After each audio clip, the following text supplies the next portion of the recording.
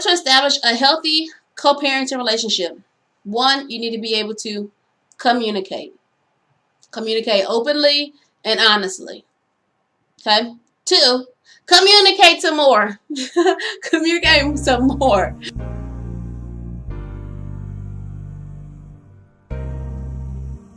Hello everyone, and welcome back to my channel. So today's video is tips for a healthy co-parenting relationship. So most of you know, and if you're new to my channel, now you know, I am a single mom. I am a stay-at-home mom, and I had my daughter Heart on the side. I had my daughter Heart back in November of 2017, and her father and I are no longer together. So, go ahead and hit the subscribe button and the bell right next to it, okay? So that you can be notified every time I upload a video. So subscribe. Make sure you give this video a thumbs up if you like this content, and just keep right on watching. Alright, so just a little background history. Her dad and I were together for about 4 years, and when we found out that I was pregnant, we went through a ugly breakup, like super ugly breakup, but you know, that's neither here nor there. Because of a number of things, and we just agreed that the way our relationship was going, and the way that it had been, that it would not be healthy for us to raise a child in that environment. That's really the bottom line.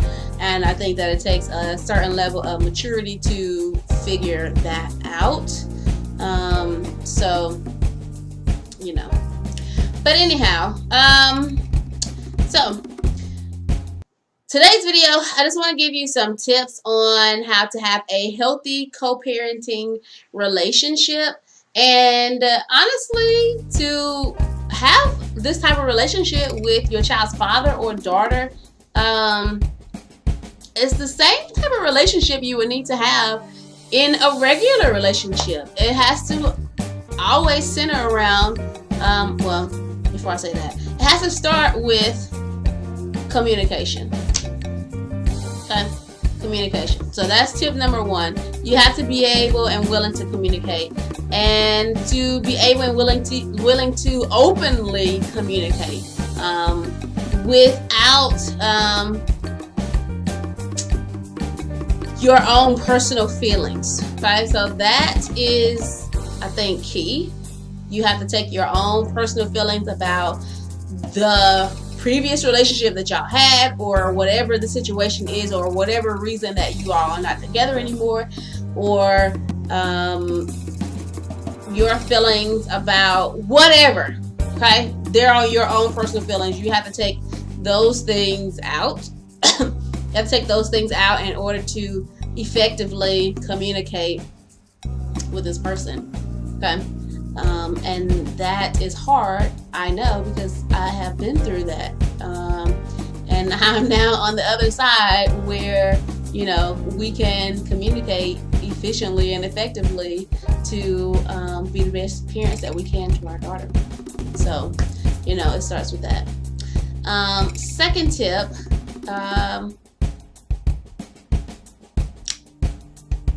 I mean, I feel like it shouldn't have to be said, but it does have to be said. You have to think solely about the child, because it's not even about you. It's not about you anymore. Nothing's about you now, because when you have a kid, your life, I mean, like, you know, who are you? People don't come see you, they come see the baby. You know, that's just really how life goes now that you have a child, especially when they're like a newborn or a toddler, and that baby, young, fresh age. That's really all it's about. It's about the child now, and so you have to take yourself and your own feelings out of it, and you have to put the needs of your child before your own. Okay, and so that's just not, in raising a child and doing what's best for the child as far as like feeding it and him or her or whatever, and clothing him or her and things like that, and putting a roof over their head. You gotta do that as far as communicating with that other parent. Okay, take yourself out of that situation and focus solely on the well-being of your child. Okay, that's really just the bottom line in order to have a healthy co-parenting relationship. Because I don't know about you guys, but I think that we all strive to be in a situation that is not struggle, in a situation that is not messy, in a situation that is not full of drama and resentment and bitterness, because all those things weigh heavy on the heart, and you're just gonna be walking around here looking crazy, looking silly, and with your feelings hurt, and your child will be the one who's suffering because of it. Okay? We all know a bunch of bitter baby mamas. We all know a bunch of bitter baby daddies too. Okay?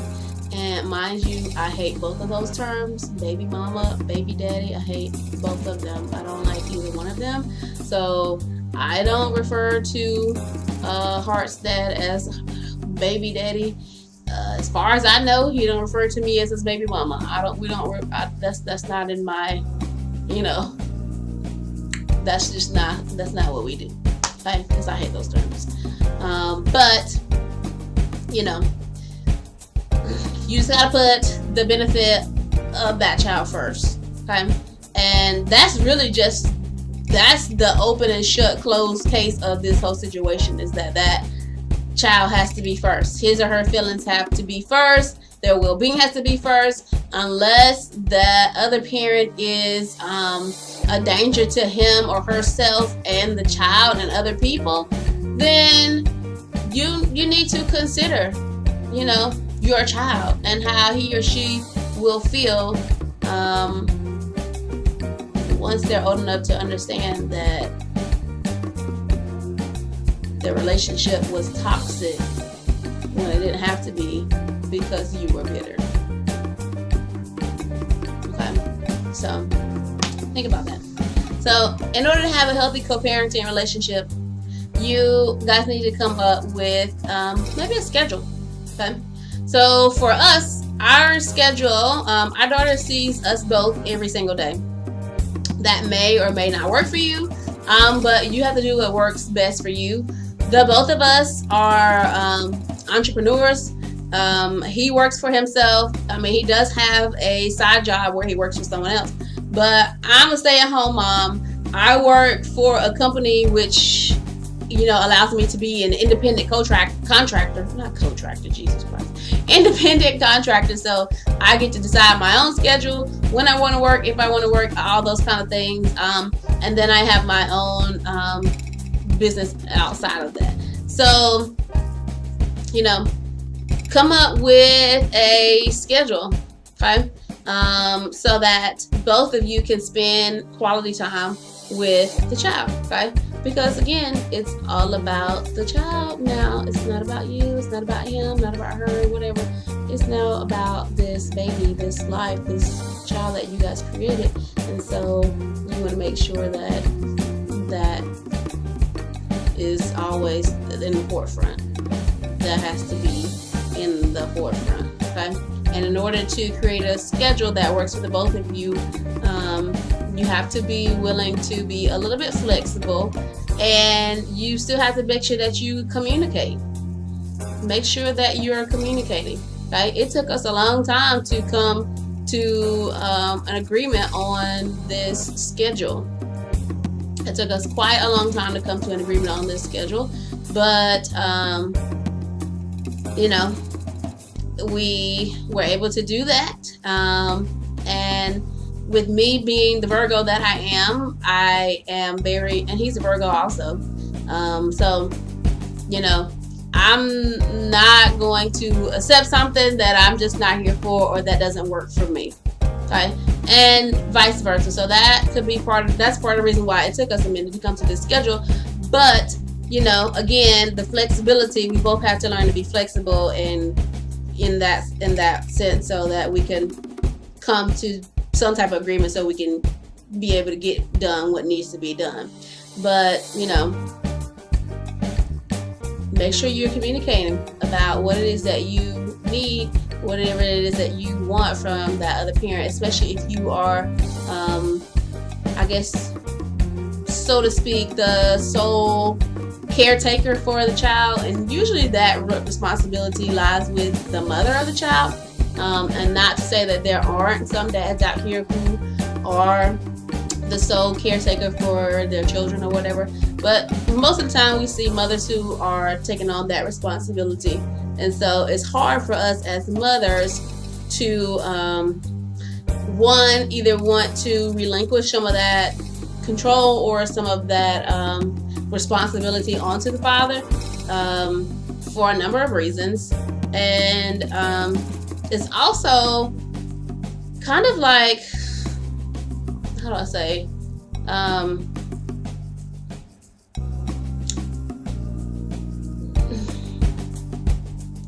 like you want to have your time for your own self, and that person still wants to have their time for their own self, but because you're the sole caretaker for that child, you're kind of like, well, look,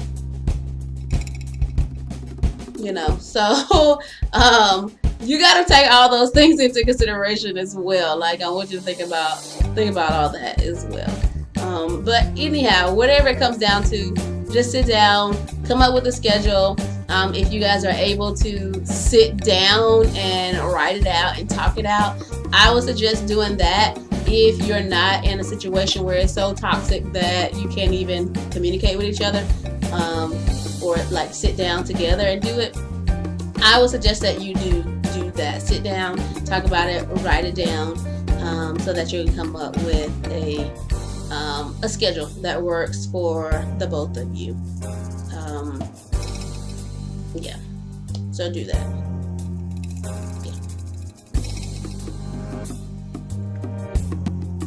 Alright, so I'm losing my lighting, so I need to go ahead and hurry up and finish this video.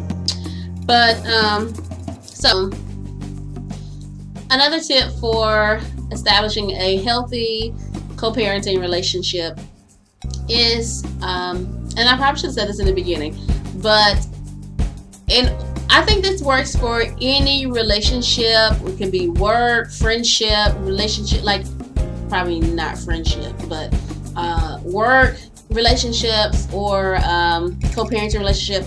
Almost any relationship. I probably wouldn't say friendship, but most other relationships. If there is somebody that you just really don't get along with, but you have to get along with them, which is the reason why I say not friendship, because you just don't have to be friends with this person. But if there's someone that you just don't get along with them, but you got to, because you either work with them or because you created life with them, I say visualize. The power of visualization is so real, y'all. Like, if you don't know about the power of visualization, please look it up. Please look it up. Look that up, okay? But visualize yourself being friends with this person. Like, I'm talking about, like, really, like, see it. Like, you really gotta see yourself being friends with this person. And I want you to visualize this every single day, because that one will start to soften how you respond and react to this person. That will kind of like start to mold and your heart and your feelings toward this person, and turn them from like completely negative, or however negative they are, to something that is more manageable, to like a happy place. And that's pretty much the only way, not the only way, because you could just do it, but do it mindlessly, and we don't want to live like that. But that, I think, is a good way to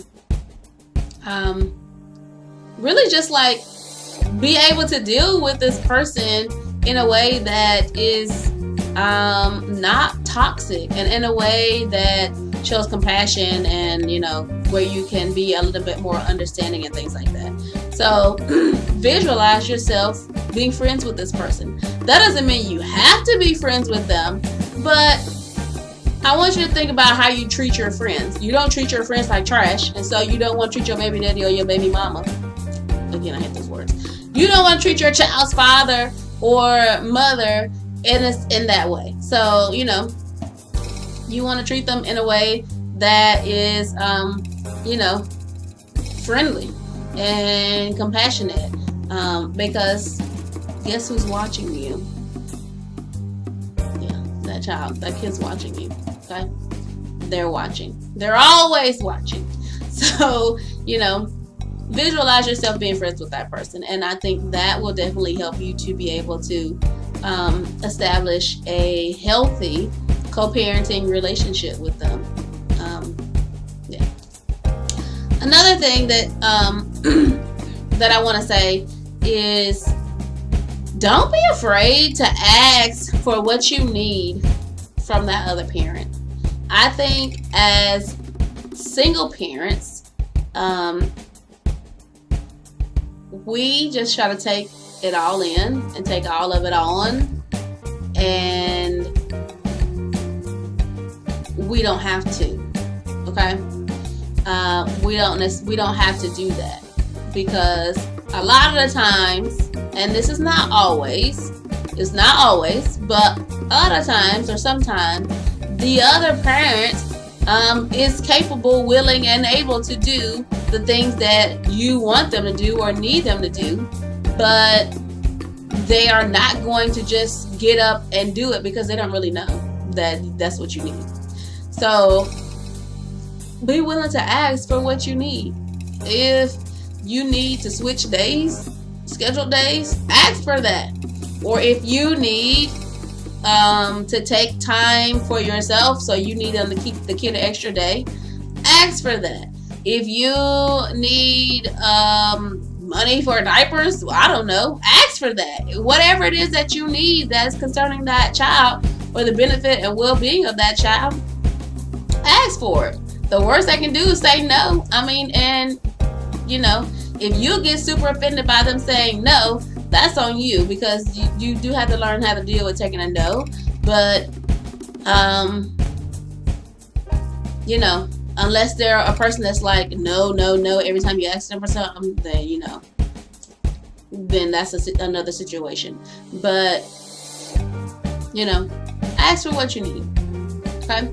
And that goes for any situation. That's just not this situation. That goes for anything that you need. Ask for what you need. Okay? Whatever it is that you need. If you don't ask for it, how are you going to get it? Okay? Because if you could just do it yourself, then you wouldn't have to ask for it. So, ask for what it is that you need. Okay? Alright, so just to sum this up, wrap this up. In order to establish a healthy co-parenting relationship, 1, you need to be able to communicate openly and honestly. Okay. 2, communicate some more. Communicate some more. Number 3, you have to take yourself out of the situation and consider the child. That is the only person that needs to be considered and thought about is that child. Think about their feelings, their well-being. You don't want them to grow up thinking that their other parent who's absent just took it upon themselves to be absent, and that may not even be the case. Like, that's not what you want, okay? It's not what you want. You might think it's what you want because you want to be super mom or super dad, or you just want to be bitter forever, but I mean, that's no way to live either, because that just, we don't want to go there. So take yourself out. Okay? Get a schedule. Work on the schedule. Communicate about the schedule. Stick with the schedule. Ask for what you want. Ask for what you want. And then the last one, which was probably number 5, but I'm going to say 6, it's okay, is to visualize yourself being friends with this person. Okay? And if you start with that, if you start with the visualization, especially if you are already in a situation that is just not healthy, then that will make all the other things a lot easier. A lot easier, because no matter how that person responds to you, you're in a better place. You're in a less toxic place. You're in a way less bitter place. So their response is just going to be their response. It's not going to be for you to take that on. Don't internalize their response. And that takes a certain level of maturity also, to not internalize how a person responds. And let me just tell you from experience, it has taken me some time to get there. It's taken me some time. My daughter is 14 months, going on 15 months. She'll be 15 months in a couple weeks. And so I will say that we have gotten to the point in our co-parenting relationship where it's not toxic. It's a healthy relationship. We communicate about all things concerning our daughter. We're not friends. No, we are not friends. But I think that we both would like to eventually be friends. I think we both like to be in a place one day where we can actually be friends, because that would just make this whole situation just come full circle and just be that much more leveled up, I guess, so to speak. But we haven't gotten there yet, and that's okay. I'm okay with that. But that day is coming. Maybe slowly, maybe slow, but it's coming. So it's okay. But yeah. So all right, guys, that's pretty much all I have for this video. But anyhow, guys, so if I stepped on your toes in this video, I do not apologize, because we're parents and we have to do what's best for our child. And sometimes your toes are going to get stepped on, and sometimes people are going to say things for your benefit and for your child's benefit that you don't like. But one day, hopefully one day soon, you'll realize that I needed that. I need to hear that.